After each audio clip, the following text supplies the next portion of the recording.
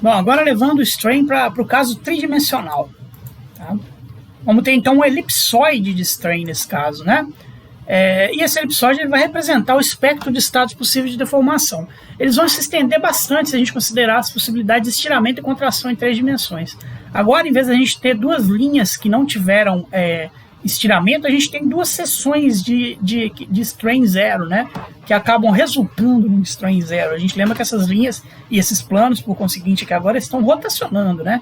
Do campo de contração para o campo de elongação, né? Então, são planos que, por algum acaso, acabaram tendo o mesmo tamanho do plano original na rocha, né? Corresponde, então, à deformação de uma esfera imaginária de raio unitário, tá bom? Os 3 eixos do elipsoide X, Y e Z eles correspondem aos eixos principais de deformação ou estiramento principal, E1, E2 e E3. Para a gente calcular isso aí, né, a gente lembra que eles são os eixos de stretch, né, que é o mesmo que você usar lambda 1, lambda 2, lambda 3 sobre raiz quadrada, né? Isso aí é elongação quadrática, né? Vocês lembram lá dos valores que eu passei na primeira aula de deformação, né? Então aí X é maior que Y, maior ou igual a Y, né? Que é maior ou igual a Z. Por vezes definido também como stretch 1, stretch 2, stretch 3, ou raiz de lambda 1, raiz de lambda 2, raiz de lambda 3, que são as elongações quadráticas, que deveriam, na verdade, ser chamadas de stretch quadrático, né? Como a gente viu lá na primeira aula. Se a gente considera um sistema x, y, z, a gente pode escrever a equação do elipsoide de deformação, tá? A equação da forma elipsoide, aí, que é x ao quadrado sobre lambda 1, mais y ao quadrado sobre lambda 2, mais z ao quadrado sobre lambda 3, tem que dar igual a 1, tá? Lembrando que lambda n é a elongação quadrática, que na verdade devia chamar estiramento, ou stretch quadrático, né? Mas usaram esse nome na literatura, acabou ficando, né? Na direção n, direção 1, 2 ou 3 aí. E a gente pode demonstrar aí matematicamente, né, por demonstrações enormes, que eu não vou fazer aqui, né, quem quiser pode correr atrás, lambda 1, lambda 2 e lambda 3, eles são os valores próprios do produto das matrizes D transposta.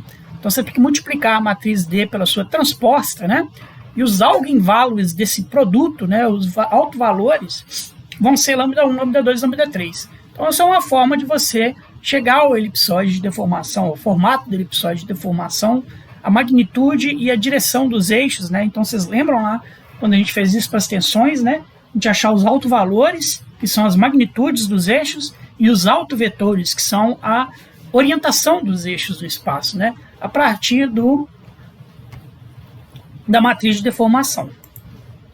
Se a matriz D é conhecida, você pode facilmente calcular orientação e a forma do elipsoide de deformação e vice-versa, tá? Isso a gente vai ver quando falar na próxima aula de quantificação matemática da deformação.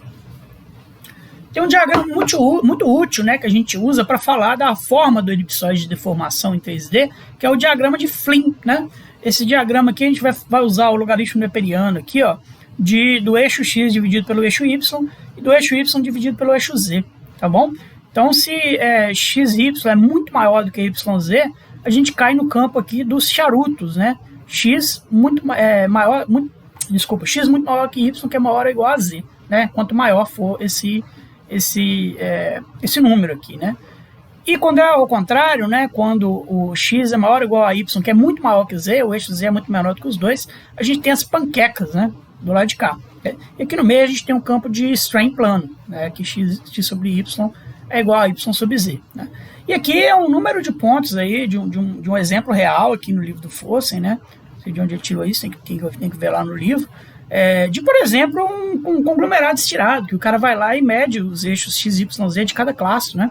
No afloramento, e vai plotando aqui os valores, né? Então ele viu aqui que nesse conglomerado a gente tinha tanto cigarros quanto charutos, dependendo da porção da rocha que a gente está, ou de uma região rochosa, né? Você pode também fazer esse mapeamento tanto para afloramento quanto para uma região rochosa e me dizer, né, no seu mapa quais são as regiões de estiramento prolato e quais são os estiramentos as regiões de deformação oblata, né? Muito interessante isso tudo, porque isso aqui vai influenciar, por exemplo, onde que vai percolar fluido na sua rocha, né? E percolar fluido pode ser água, pode ser petróleo, pode ser fluido hidrotermal com ouro, né? Então, para a geologia econômica e para tudo mais, isso aí é muito importante, né?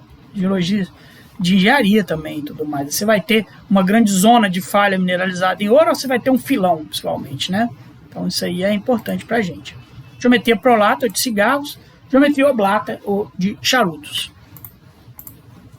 Então, tem grandes desafios aí na geologia estrutural. Vamos falar rapidamente antes de entrar na quantificação matemática propriamente dita da deformação, né? Primeira coisa é reconstruir as condições da deformação através dos marcadores visíveis na rocha, análise da deformação. A gente viu que para isso aí a gente tem que ficar de olho em coisas que indiquem para a gente, ou coisas que eram originalmente circulares ou esféricas e que agora estão elipsoides ou elipses, né? Ou coisas que a gente sabia o formato e que agora estão deformadas, ou coisas que te indicam linhas que eram originalmente perpendiculares e agora não são mais. Que aí você consegue estimar aí o cisalhamento angular, a taxa de cisalhamento angular, né? Essas coisas assim, a elongação quadrática, estiramento, etc. Né? Umas coisas muito boas para isso são, por exemplo, fósseis, né? Se você tem belemnitas, você consegue fazer aí a taxa de estiramento linear para cada uma das direções. Se você tem fósseis que tinham linhas originalmente perpendiculares entre si, como é o caso de muitos fósseis, porque tem muitos seres vivos que têm simetria bilateral, então você tem uma linha de simetria no meio, né? E se tiver qualquer outra linha perpendicular a ela, como por exemplo linhas de crescimento torácico aí, né? Você consegue estimar qual que foi a rotação de uma linha em relação à outra, tá? Se tiver esse tipo de fósseis aí, né? Outros marcadores circulares, que originalmente circulares, que a gente pode imaginar, manchas de redução, oólitos, tubos, né, de escavação aí de vermes e de bichos que ficam no fundo do mar, né, os icnofósseis, que é mais? Conglomerados, né, clássicos conglomerados, você imagina que sejam arredondados no começo, né, quase arredondados, né, isso tudo vai servir para sua análise estrutural. E o outro desafio, né, depois que você passa do desafio da deformação, um desafio mais pesado ainda, mais difícil ainda, que é reconstruir o estado de tensões ao qual a rocha foi submetida através da deformação visível. Isso é análise dinâmica. Muito mais difícil para a deformação dúctil, tá? Para a deformação rúptil, rasa, é relativamente mais fácil, né? Você faz um furo de sonda. Quando você tira o furo de sonda, ele fecha, você sabe mais ou menos que a compressão está agindo ali na horizontal, né?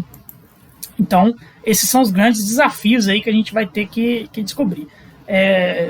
A análise dinâmica é muito utilizada, por exemplo, para terremotos recentes, né? Onde você põe a mão nas falhas que são geradas pelos terremotos, você tem as estrias de falhas, você tem tudo que é tipo de informação de campo para poder reconstituir o estado das paleotensões, né?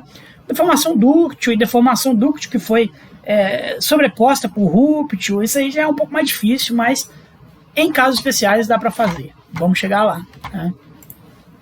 Beleza.